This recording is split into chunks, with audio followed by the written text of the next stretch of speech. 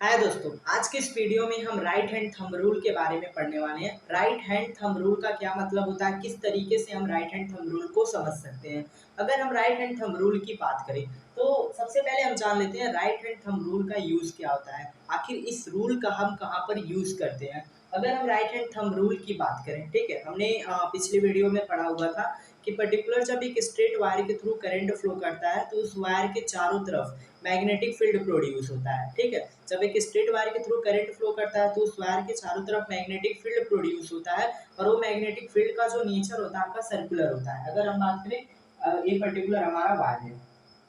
ए है, ये बी है, ये वायर है, एक स्ट्रेट वायर है। अगर यहाँ पर जो पर्टिकुलर इलेक्ट्रिक करंट है, अगर अपवर्ड उसकी डायरेक्शन अगर अपवर्ड है, इलेक्ट्रिक करंट अपवर्ड डायरेक्शन में फ्लो कर रहा है तो यहाँ पर मैग्नेटिक फील्ड प्रोड्यूस होगा और इस मैग्नेटिक फील्ड का जो नेचर होगा पर्टिकुलर सर्कुलर होगा, इस तरीके से। ठीक है,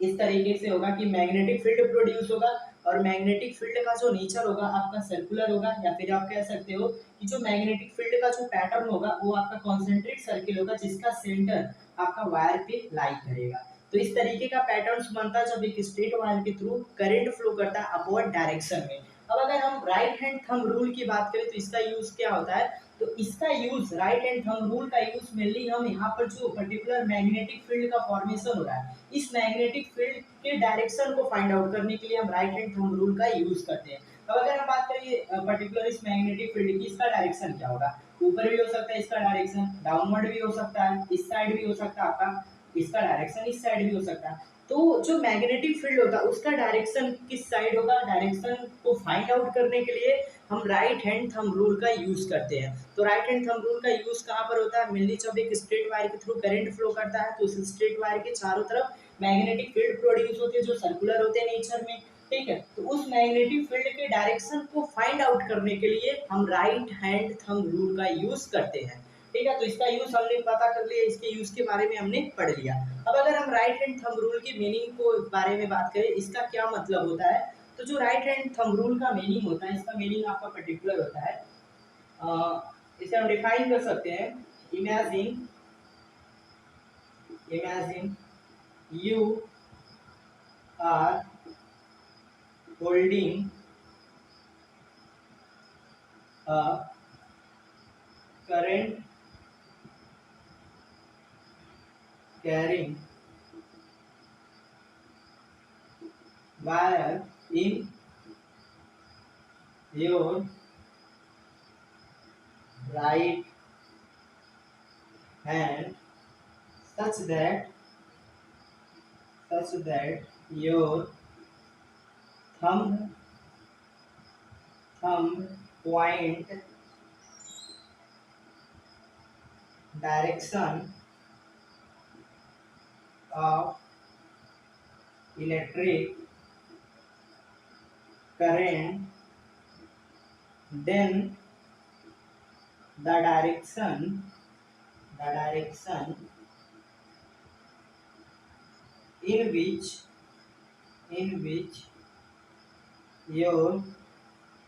finger encircle is the direction of magnetic field around wire. अगर हम राइट हैंड थंब रूल की बात करें तो राइट हैंड थंब रूल का डेफिनेशन बहुत बड़ा दिख रहा होगा, बट एक्चुअल में इसकी मीनिंग बहुत ही सिंपल होती है। तो इसके डेफिनेशन का जो मतलब होता है, अगर यहाँ पर हमने लिखा हुआ है, imagine you are holding a current carrying wire, ठीक है, in your right hand such that your thumb point direction of electric current, then then the direction in which your finger in circle is the direction of magnetic field around wire. इसका मतलब ये हो गया कि आप imagine करिए, आप suppose करिए, आप मान लीजिए कि आप ने एक करंट कैरिंग वायर को होल्ड किया है अपने राइट हैंड में, ठीक है। मान लीजिए अगर ये पर्टिकुलर हमारा वायर है, ये पर्टिकुलर वायर है और यहाँ पर करंट का फ्लो हो रहा है अपवर्ड डायरेक्शन में, अगर हम कंसिडर कर ले तो इसे हमें राइट हैंड में पर्टिकुलर होल्ड करना। किस तरीके से होल्ड करना है, यहाँ पर लिखा हुआ है in your right hand such that your thumb point direction of electric current. Condition क्या होते हैं यहाँ पर पर्टिकुलर, हमारा जो थंब है वो किस पर्टिकुलर डायरेक्शन में पॉइंट करना चाहिए, जो इलेक्ट्रिक करंट का डायरेक्शन है, इस वायर के थ्रू जो इलेक्ट्रिक करंट फ्लो कर रहा है उसका जो डायरेक्शन है उसी डायरेक्शन में हमारा जो थंब होना चाहिए वो पॉइंट होना चाहिए। अगर हम मान लीजिए पर्टिकुलर हमारा वायर है और यहाँ पर इलेक्ट्रिक करंट अपवर्ड डायरेक्शन में फ्लो कर रहा है, तो हमें इस तरीके से पर्टिकुलर अपने राइट हैंड में होल्ड करेंगे कि जो हमारा थंब है वह जो इलेक्ट्रिक करंट का डायरेक्शन है पर्टिकुलर उस डायरेक्शन में पॉइंट करे। अब अगर हम बात करें इस वायर के थ्रू जो इलेक्ट्रिक करंट का डायरेक्शन अपवर्ड और यहाँ पर जो थंब है ये भी अपवर्ड डायरेक्शन में पॉइंट कर रहा, तो दोनों का डायरेक्शन सेम है। अब अगर हम आगे पढ़े, आगे क्या लिखा हुआ है, then the direction in which your finger in circle, ठीक है। तो जो जिस डायरेक्शन में आपका जो फिंगर है जो पर्टिकुलर वायर को इन सर्किल कर रहा है, जो वायर को होल्ड कर रहा है, ठीक है, इस तरीके से हमने वायर लिया है, होल्ड किया हुआ है और यहाँ पर जो इलेक्ट्रिक करंट का डायरेक्शन अपवर्ड है तो थंब अपवर्ड डायरेक्शन में पॉइंट कर रहा है।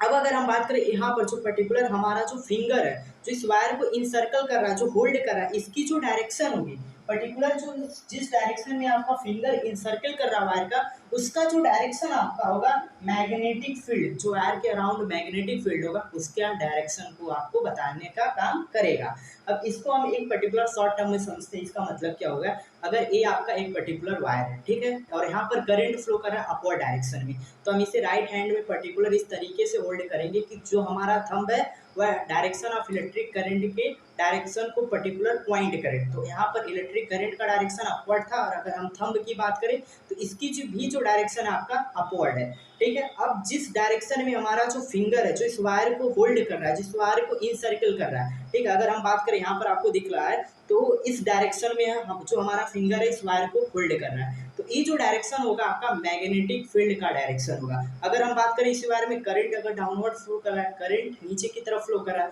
तो हम इस तरीके से होल्ड करेंगे। हमारा जो थंब है वह इलेक्ट्रिक करंट के डायरेक्शन पे पॉइंट कर रहा है और जो पर्टिकुलर हमारा फिंगर है इस डायरेक्शन में, तो ये मैग्नेटिक फील्ड का डायरेक्शन होगा, क्योंकि जो हमारा फिंगर है जिस डायरेक्शन में वायर को इंसर्कल करेगा होल्ड करेगा, फिंगर की डायरेक्शन जो होगा आपका मैग्नेटिक फील्ड का डायरेक्शन होगा। अब इसे हम एग्जांपल से समझते हैं। अगर हम बात करें पर्टिकुलर इसी चीज को ले लेते हैं,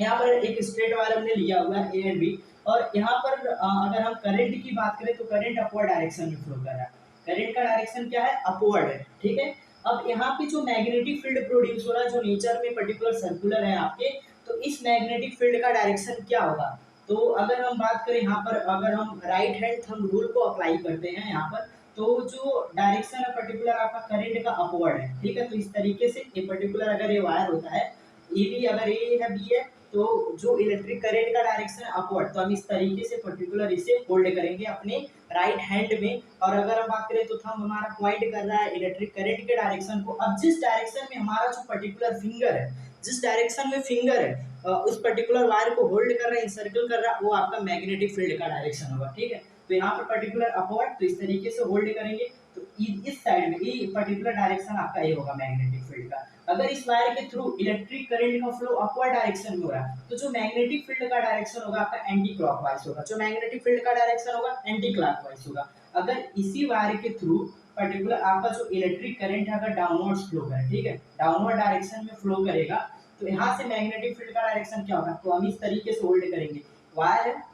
इलेक्ट्रिक करंट डाउनवर्ड डायरेक्शन में फ्लो कर रहा है तो इस तरीके से होल्ड करेंगे, ठीक है, इस तरीके से डाउनवर्ड डायरेक्शन में पर्टिकुलर आपका इलेक्ट्रिक करंट। अब जिस डायरेक्शन में आपका जो फिंगर है इस वायर को होल्ड किए हुए हैं पर्टिकुलर, वो होगा आपका मैग्नेटिक फील्ड का डायरेक्शन। तो अगर आपका इलेक्ट्रिक करंट डाउनवर्ड फ्लो कर रहा है तो हमारे जो फिंगर है पर्टिकुलर आप देख रहे हो इस डायरेक्शन में, ठीक है, तो जो मैग्नेटिक फील्ड का डायरेक्शन होगा पर्टिकुलर इधर से होगा, क्लॉकवाइज होगा। तो यहाँ से दो कंक्लूजन हमें निकला, पर्टिकुलर टू कंक्लूजन यहाँ से हमें निकला। पहला कंक्लूजन निकला, अगर एक स्ट्रेट वायर के थ्रू करंट अपवर्ड डायरेक्शन में फ्लो करता है तो वहां पर उसका जो डायरेक्शन होगा आपका एंटी क्लॉकवाइज होगा, इधर से होगा। अब अगर हम सेकंड कंक्लूजन की बात करें, अगर वायर के थ्रू जो करंट है वो डाउनवर्ड डायरेक्शन में फ्लो कर रहा है तो यहाँ से जो डायरेक्शन होगा मैग्नेटिक फील्ड का वो आपका क्लॉकवाइज होगा। ठीक है, तो ये दो कंक्लूजन निकला। पर्टिकुलर एक स्ट्रेट वायर के थ्रू जब करंट फ्लो करता है तो राइट हैंड थंब रूल का मेनली यूज होता है। जो स्ट्रेट वायर के थ्रू जब करंट फ्लो करता है वहां पर जो मैग्नेटिक फील्ड्स प्रोड्यूस होते हैं उस मैग्नेटिक फील्ड के डायरेक्शन को हम फाइंड आउट करते हैं by using right hand thumb rule.